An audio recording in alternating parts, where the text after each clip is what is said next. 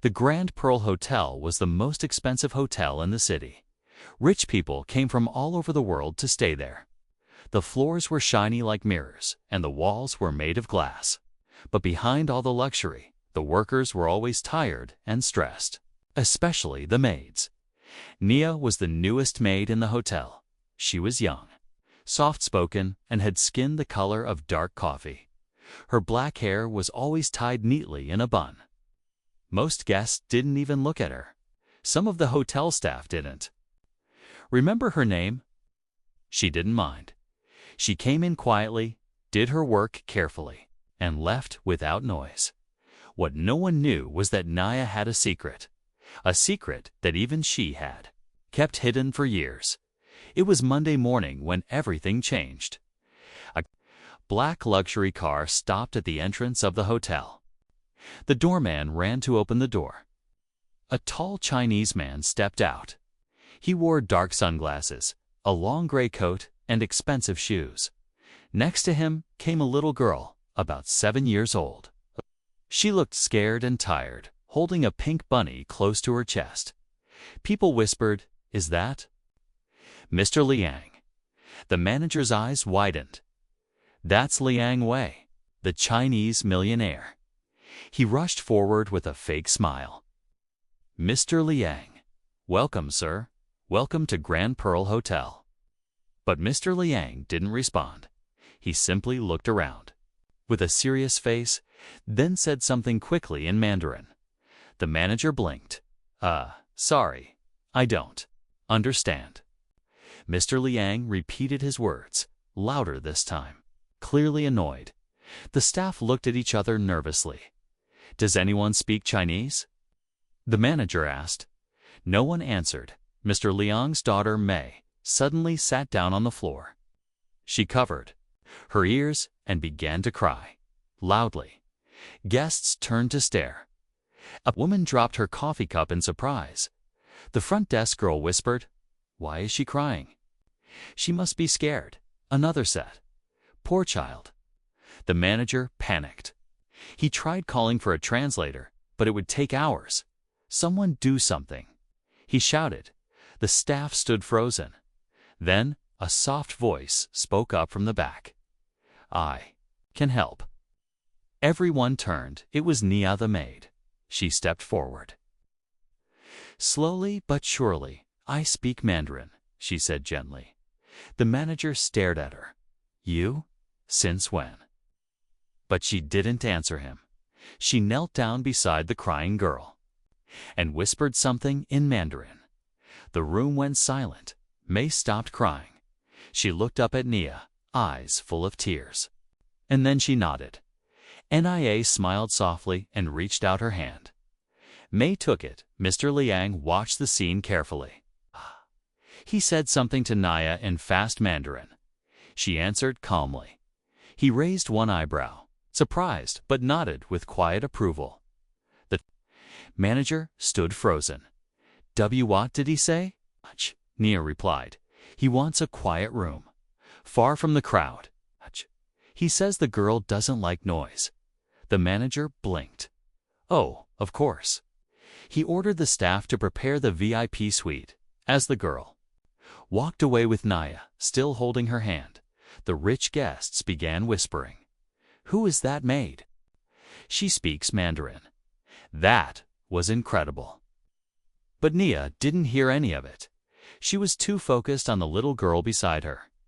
Later that afternoon, the other maids whispered in the staff kitchen. "She just showed off to impress the millionaire," one of them said, rolling her eyes. "She's probably lying about her background," said another. But Nia was in the laundry room, folding towels and humming softly. She didn't care what they said. Back in the suite, May was now calm. She sat on the bed while Nia poured warm water into a basin and cleaned the girl's feet gently. "Your name is May, right?" Nia asked kindly, in Mandarin that the little girl nodded. "Do you miss your mother?" she asked gently. May's eyes filled with tears again. "She was my best friend," May whispered. "She sang to me every night. But she's gone now." Nia's voice softened. would you like me to sing to you?" May looked unsure, then nodded slowly, so Nia began to sing in Fluent Mandarin. The soft lullaby of an old Chinese song only a mother would know. Outside the room, Mr. Liang had returned with coffee in his hand. He stopped in the hallway when he heard the voice, the song, his late wife's favorite lullaby. He stepped closer to the door, listening. Tears quietly welled in his eyes. He hadn't heard that song since the day of the funeral.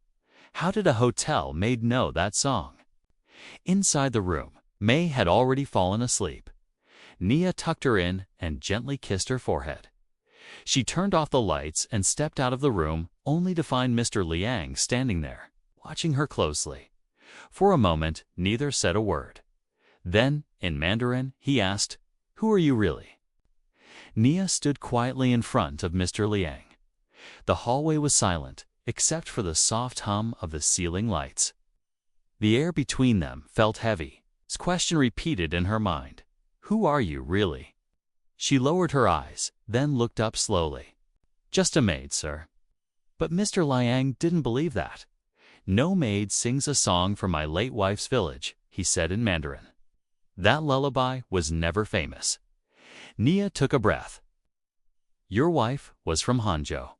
His eyes narrowed. "Yes," she nodded. "Then, maybe I knew her." Before he could ask more, Nia politely bowed and walked past him. He turned to watch her leave, still unsure what kind of mystery had just entered his life. The next morning, the hotel staff were buzzing with rumors. She spoke to the millionaire. Like she was one of them. Maybe she's pretending, or maybe she has rich connections. But Nia ignored them. She went to the kitchen, helped with dishes, and then returned to the top floor to care for little May. The child was already waiting at the door, holding her bunny eyes full of hope. "Can you sing again today?" May asked. In Mandarin, Nia smiled. Of course. As the day passed, May became brighter, more alive. She played with puzzles, asked questions, even laughed out loud, a sound the hotel staff hadn't heard since her arrival. Mr. Liang watched from a distance, silently observing Nia's gentle hands and soft voice. He didn't know whether to be grateful or suspicious. He finally called the hotel manager. "I want a background check on her," he said coldly. "Everything. Where she's from, where she worked, everything." The manager nodded quickly. "Right. Away, sir." That evening, in the quiet of the staff quarters, Nia sat on her bed, holding an old letter in her hands. The envelope was worn, the ink faded. It was from 8 years ago, written in Chinese. It was from her teacher in Hangzhou. She remembered it clearly. ... Flashback 8 years earlier. China younger Nia stood barefoot in a small Chinese apartment. Her grandparents had brought her to China for missionary work. But when they both died in a traffic accident, Nia was left alone at age 16. The local families didn't know what to do with her. She wasn't a citizen. She had no money. But one old Chinese woman named Ms. Zhang took her in. She gave her a place to sleep, a bowl of rice, and something more important, a chance to learn. Every day, Nia helped clean houses and wash clothes. And every night, Ms. Zhang taught her Mandarin. "You are not just a girl with no family," Ms. Zhang had told her. "You are a bridge between hearts." Years later, when Nia finally returned to the U.S., she promised herself, "I will never forget their kindness." Back in the present, Nia wiped away a tear and put the letter back in the drawer. She had no reason to share her story with the people at this hotel. Not yet. Meanwhile, the manager knocked on Mr. Liang's door. "She's clean," he said. Criminal record. Grew up in the U.S., worked in small hotels. No education history after high school. But we've found this. He handed Mr. Liang a copy of a document. It was a photo of Nia, standing outside a small school in Hangzhou she was teaching Mandarin to a group of children. Mr. Liang's eyes widened. She wasn't lying. He whispered the next day, Mr. Liang personally invited Naya to join him and May for breakfast. It shocked the entire hotel. A maid, sitting at the same table as the millionaire. The chef scrambled to prepare a perfect meal. Waiters stood stiffly, watching the scene unfold. Nia sat quietly, helping May cut her pancakes. Mr. Liang finally spoke. "I looked into your past," Nia nodded. "I assumed you would. Why didn't you tell anyone you lived in China?" She took a slow sip of tea, because no one ever asked. He looked at her, puzzled. "I've been treated like someone unimportant for most of my life," she explained. "People only see the uniform. They don't ask about the person wearing it." Mr. Liang leaned back in his chair. "And my wife's song. Where did you learn it?" Nia looked at May, who was now quietly humming. "I used to work for a family in Hangzhou. The grandmother sang that song every night to her baby granddaughter. I guess it stayed with me." Mr. Liang's face changed. "My wife was that baby." Naya froze. "That song? It belonged to her grandmother. She taught it to my wife, who later sang it to May. That's why my daughter cried when she heard you sing it. You didn't just remind her of her mother. You sang her memory back into the room." There was a long silence.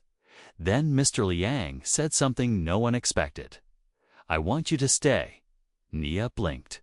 "Sir, I want you to be May's personal caretaker, not as a maid, as someone who understands." Nia's hands shook slightly. She had no idea what to say.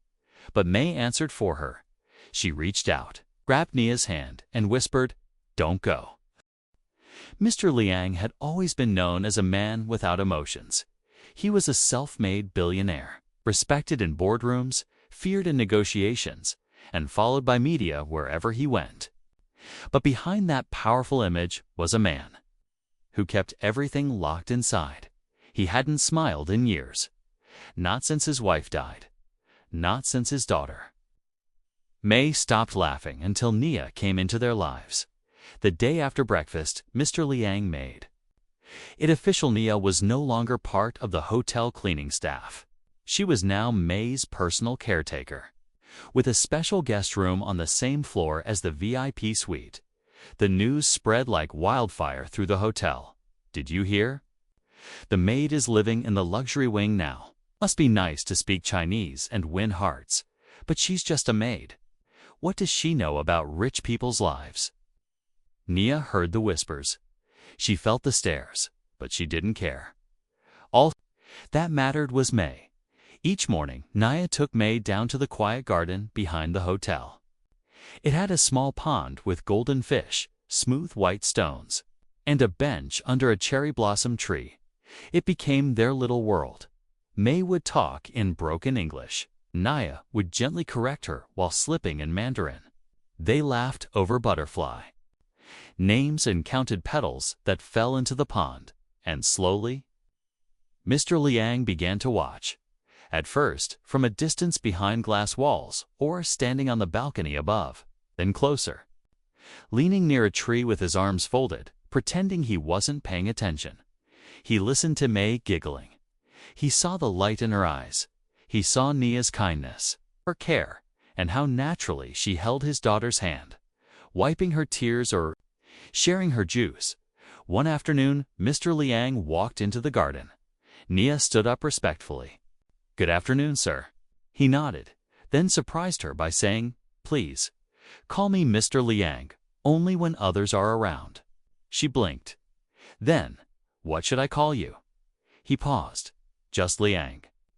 It was small, but it was the first crack in his wall. The next day, he invited both Nia and May to a private dinner in the rooftop restaurant of the hotel. It was a place where only VIP guests were allowed, where billionaires held secret meetings and royalty came to eat quietly now. A former maid sat across the table from the most powerful man in the building. The waiters stared in shock. Nia wore a simple navy blue dress.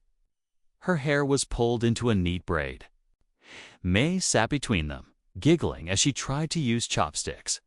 Mr. Liang watched her closely. She hasn't laughed this much since her mother passed, he said softly.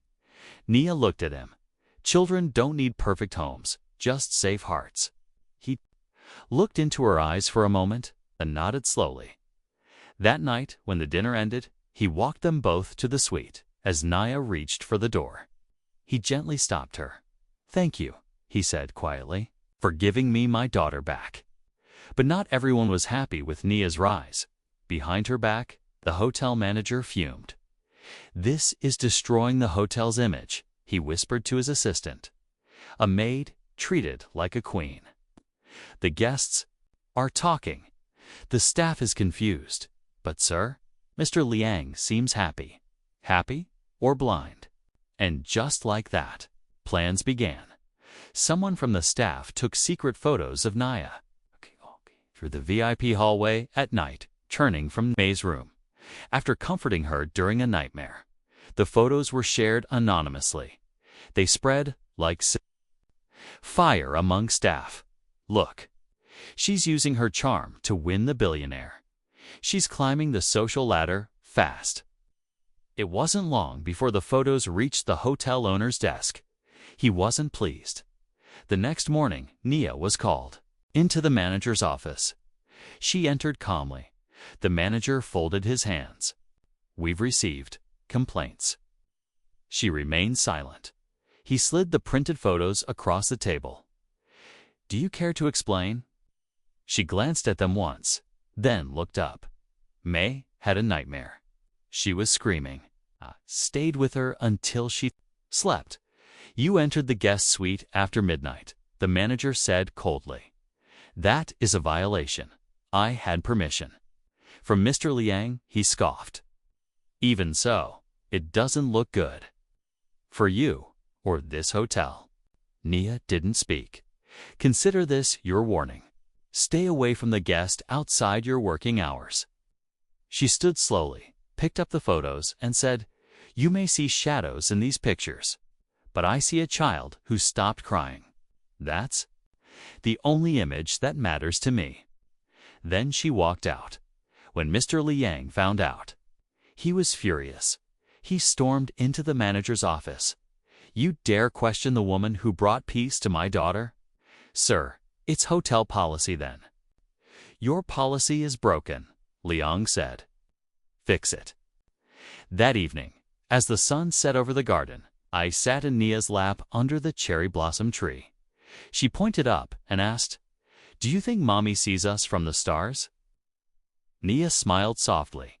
"Yes, and I think she's smiling right now." Mr. Liang stood beside them quietly, and for the first time in years, he laughed. Not because of money, not because of success, but because he saw something rare. A family forming in the most unexpected place. It started with a whisper, then a phone call, then a message shared in private chat rooms. Among hotel staff, someone important was coming. Not just a regular guest, but a powerful international investor named Mr. Hampton, who had strong business ties with the hotel chain. He was known for his strict values, high expectations, and zero tolerance for improper relationships. Between staff and guests, he was also close friends with the hotel owner, and he hated scandals. So when he arrived at the Grand Pearl Hotel 2 days later, everything changed. The lights were brighter. The staff walked straighter. Even the flowers in the lobby were replaced with fresh ones. But Mr. Hampton noticed something odd right away. At the VIP table during dinner, sitting beside the Chinese billionaire and his daughter, was a black woman who was clearly not a guest. "She looks like hotel staff," he whispered to the manager. "She used to be," the manager replied nervously. "Now she's a special caregiver for the child." Mr. Hampton's eyes narrowed. "Is that all she is?" That night, the manager called Nia into the office again. This time, the air felt colder. "You're being watched," he said. Nia raised her eyebrow. "By who?" "Mr. Hampton and the owner. They think you're using your position to get close to Mr. Liang." Nia shook her head slowly. "That's not true. I'm just here for May. Maybe the manager said. But powerful people don't like stories that look bad in newspapers. Nia remained silent. They want you gone, he finally said. If you stay, they may pressure Mr. Liang. Or worse, they might make him choose. Later that evening, in the garden, Nia sat quietly on the bench, watching May sleep with her head on her lap. The child had spent the entire day clinging to her, refusing to eat without Nia by her side. Mr. Liang arrived just as the wind began to pick up. She didn't. Want to sleep inside tonight? Nia said, brushing a strand of hair from May's forehead. She said she feels safer out here. Liang sat on the edge of the bench, his eyes thoughtful. They don't understand what you've done, he said. What you've given her, they don't need to. Nia replied softly, she understands. That's enough for me. He looked at her closely. But what about you? You've given up everything. She looked down. I never had much to give up. Liang frowned. I may be a businessman, but I'm not blind. You deserve better than what they're saying about you. Nia smiled faintly. Not need better. I just need her to be okay. The next day, Mr. Hampton made his move. He called for a private meeting with Mr. Liang. They met in the VIP lounge. It was quiet, filled with expensive drinks and tension. Mr. Hampton sat back and crossed his legs. I've been hearing things, he said. Liang looked at him calmly. Have you? About your maid? Liang's expression didn't change. She's not a maid anymore. Mr. Hampton smiled tightly. Call her what you like, but the media won't care. You're a billionaire with a young woman from your staff sleeping in the same wing as you. The story writes itself. Liang's voice turned cold. She cares for my daughter. I understand, Hampton said. But there are rules, my friend. You're risking your image, your reputation. Liang's eyes locked with his. What exactly are you suggesting? Let her go, Hampton said without hesitation. Quietly, kindly. Offer her money if needed. But get rid of the problem. Liang stood up slowly. She's not the problem. Then he walked out of the room.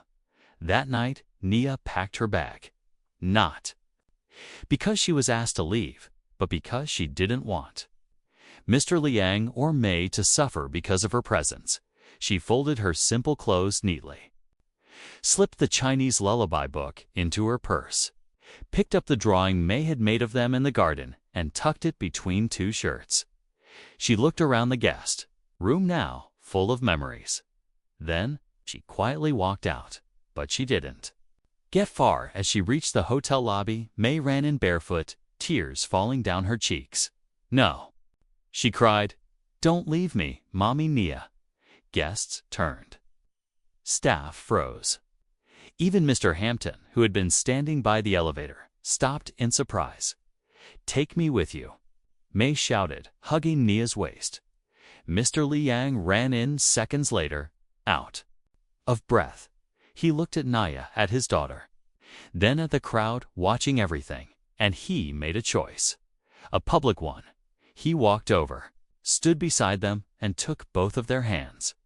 Then he turned to Mr. Hampton and said clearly, so everyone could hear, this woman is not going anywhere. The video spread fast. A guest had secretly recorded the moment in the hotel lobby. When little May clung to Nia and screamed not to be left behind, Mr. Liang's voice echoed through the clip. This woman is not going anywhere. It was supposed to be a private family moment. But within hours, it was all over the internet. #Billionaire and the Maid. #Who is she? #Hotel drama unfolds. Blogs posted theories. Headlines screamed. Chinese billionaire defends former maid publicly. Child calls her mommy. Is there more to the story? Some praised Nia for her kindness. Others accused her of climbing the ladder. And just like that, Nia went from invisible to a walking headline. Inside the hotel, everything changed overnight. Staff stared at her in the halls. Some smiled, awkwardly. Others whispered cruelly. She wanted this attention. Watch next, she'll be wearing diamonds. Even the guests began asking questions. A few rich women rolled their eyes whenever Nia walked by with May. But Nia ignored them. She still held May's hand with the same gentle care. She still tucked her in at night with a lullaby in Mandarin. But inside, she was crumbling, not because of the rumors, but because she had never asked for this. Mr. Lang called an emergency meeting with the hotel owner and the manager. "You allowed this to happen," he said coldly. The manager stammered, "Sir, we didn't expect the video, then you weren't doing your job," he snapped. "She's under my care. You failed to protect her." The hotel owner, trying to remain calm, said, "Mr. Liang, with all respect, this situation is damaging the hotel's reputation." Liang folded his arms. "You think this is about your image?" "She's being called a gold digger," the manager said quietly. "She's being called a mother," Liang corrected. "By my daughter, that's what matters." Meanwhile, Nia sat alone in the rooftop garden after midnight. She stared at the city lights, but didn't see them. Her heart was heavy. She had come here just to work, just to serve. She had found a child who needed love, and now the world thought she had hidden motives. Was her love for May not enough? She heard a soft sound behind her. It was Mr. Liang. He handed her a small cup of warm tea. "I know, it's hard." He said, "No, I didn't look." At him, "I never wanted to be famous." "I know. They're saying I trapped you." He shook his head. "You rescued us." There was silence between them. Then she said, "I should leave. May will suffer because of this. She'll suffer more if you do." Nia finally looked at him. "You don't owe me anything." "No," he said gently. "But my daughter does, and so do I." The next day, a press conference was held in the hotel ballroom. Cameras clicked. Journalists whispered. Mr. Liang stood at the podium. Nia stood beside him, nervous but calm, and little May sat on a chair nearby, legs swinging. Holding her bunny tight, Mr. Liang began.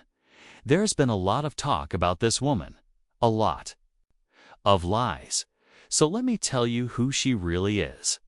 He told the story of how May cried every night, how no therapist, no teacher, no toy could reach her, until one day a maid spoke to her in her mother's language, sang her mother's song, held her with a love that couldn't be bought. This woman did what no one else could. "She brought my daughter back to life." He turned to Nia. "I didn't hire her to be my friend or to be anything more. But she became something greater than I ever expected. She became family." May ran to Nia's side, grabbed her hand, and said into the mic, "She's my real mommy now." The crowd fell silent. One camera flash went off, and the internet changed its story. Later that evening, back in the hotel, Nia found a card on her pillow. It was from one of the hotel's wealthiest guests. It said, "You've reminded me that money can't raise children. Hearts do. Thank you." But not all messages were kind. Some online voices still whispered hate. Others demanded more from Nia interviews, TV appearances, paid magazine stories. She said no to them all, because fame wasn't her goal. May's smile was dot in a quiet corner of the hotel. Mr. Liang met with his lawyer. "I want her to stay with us," he said. "Not just for a few weeks, forever." "You mean as an employee?" "No," he said. "As a guardian, a legal one." The lawyer raised an eyebrow. "That's a serious step." Liang nodded. "So is being a real father." The morning sun poured softly through the hotel windows. In the quiet dining lounge, May sat with her bunny on her lap, waiting for her favorite person, not Ni. She arrived moments later, wearing her simple dress, her hair in a braid. She had a small smile on her face. the kind that hid many thoughts behind it. "Good morning, sweetheart," Nia said gently. "Good morning, Mommy Nia." May replied, giggling. They sat together, enjoying fresh fruit and tea, as if the world outside had forgotten about the storm of gossip and cameras from the day before. But Nia hadn't forgotten. She could still hear the whispers. She still felt the stares. She knew that, for many people, her kindness had become a target. Even now, even after everything she had done, in another corner of the hotel, Mr. Liang sat in the conference room with his lawyer. The table was full of papers, official ones, legal ones. "I've thought this through," Mr. Liang said firmly. "It's not about emotion, it's about what's right." The lawyer nodded slowly. "If you do this, it's permanent. You'll be naming her as May's legal guardian equal to you." Mr. Liang looked out the window. May has already chosen her. It's time the law did too. Later that day, Nia was called to the rooftop garden. She found Mr. Liang standing there with a folder in his hand. He looked different, less like a businessman, more like a man who had made peace with something big. He handed her the folder. "What is it?" she asked. "Read it?" She opened it and froze.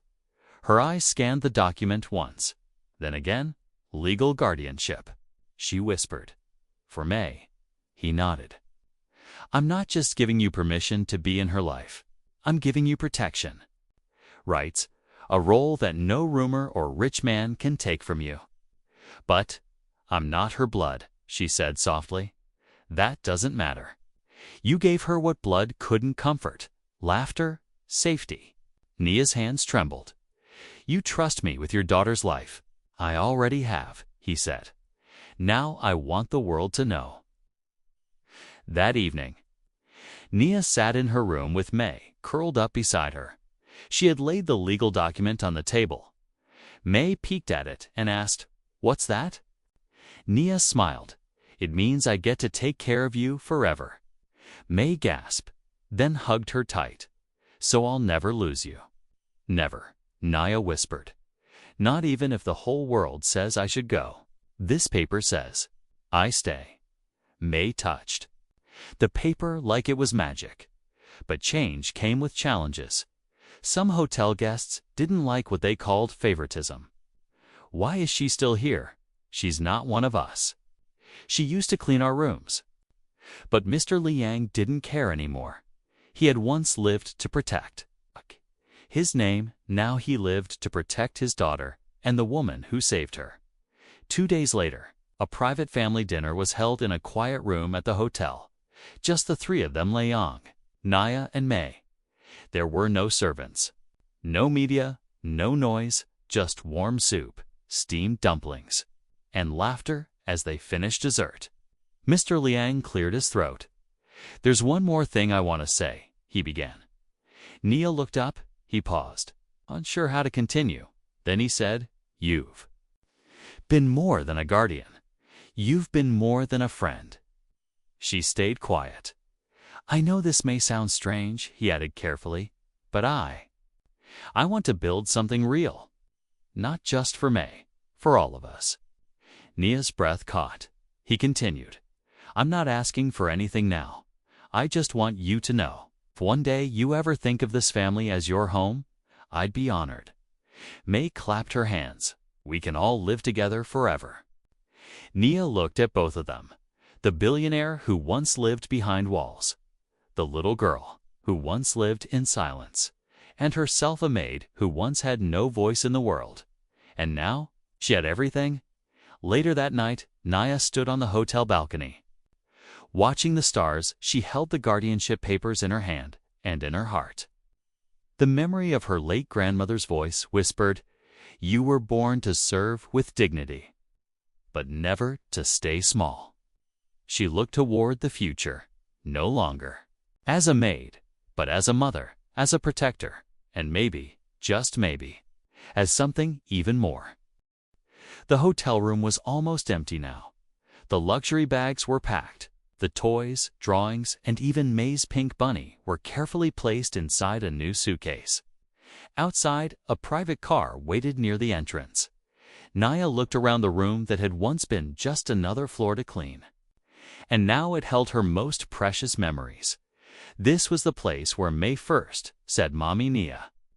The place where a grieving billionaire finally learned to smile again. The place where she herself remembered her own worth. And now was time. To leave, not in shame, not in silence, but with honor. Downstairs, hotel staff stood in two quiet lines. Some of them still remembered Naya as the quiet maid who never looked up.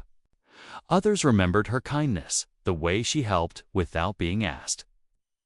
The way she always smiled, even when no one did. Now she walked between them like someone they all respected. Some bowed their heads, some whispered good wishes, a few clapped softly.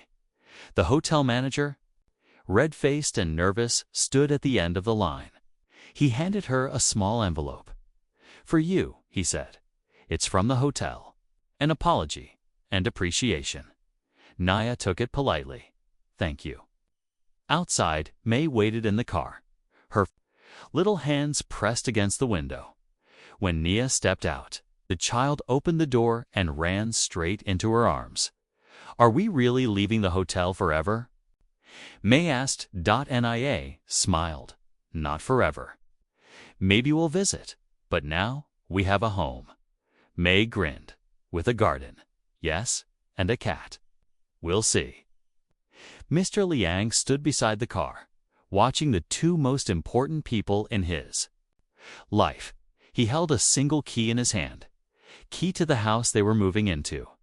It wasn't a mansion, just a quiet, peaceful home near the coast, where May could grow up freely, where Nia could finally rest, and where the three of them could become something more than a story. As the car drove away, the hotel faded behind them. No cameras. No whispers, just wind, sunlight, and a new beginning. Weeks passed. Nia found herself waking up to birds instead of alarm clocks. She would make breakfast with May, each morning burnt toast and laughter included. Mr. Liang, now simply called Liang by both of them, joined them without a phone in his hand for once. They painted walls together. I planted flowers. May chose the color of every room pink, blue, yellow, and one quiet afternoon, they adopted a small kitten with gray fur. May named it Blossom. Life wasn't perfect, but it was peaceful and real. One rainy day, May got sick. It was nothing serious, just a cold, but it reminded Liang of the years before Nia, when doctors and nurses couldn't comfort May, no matter what they tried. Now, May simply reached for Naya and whispered, "Stay with me." And Naya did, all night holding her, singing softly in Mandarin, stroking her hair. When May finally fell asleep, Liang stood outside the door, watching. His heart felt full. He didn't know if he had fallen in love with Naya slowly or all at once. But he knew now Shay was not just May's guardian. She was the center of both their worlds. A week later, Liang asked Naya to join him in the garden. She walked out to find a table set for tea, candles lit, warm lights hung across the trees. May was not around. She had gone for a sleepover with her new friend next door. Nia smiled nervously. "What's all this?" Liang stood and offered her a seat. "Just tea," he said softly. "And a question?" He took a deep breath. "I brought you into my life because my daughter needed you. I never thought I would need you too." Nia's eyes widened. He continued, "You've given us love, warmth, safety. Not as a maid, Amat, as staff, but as family." Then he pulled a small box from his pocket. He opened it. Inside was a simple ring. Nothing flashy, just meaningful. "I'm not asking you to be someone you're not. I'm asking if you'll continue being exactly who you are, with us as part of this family." Nia's hands trembled. "Liang," she whispered. "You don't have to answer now," but she smiled through tears. "Yes, yes, I will." That night, May returned home and ran into their arms. She noticed the ring and screamed in excitement. "We're really a family now," she said. "Yes," Nia said softly, "we are." Months later, the three of them took a photo in the garden. Nia in a soft blue dress, Liang in casual white, May holding Blossom the kitten in one arm and a paper drawing in the other. The drawing showed three stick figures, a tall man, a woman with curly hair, and a girl with a heart on her chest. Above it, written in big, colorful letters, "My real family."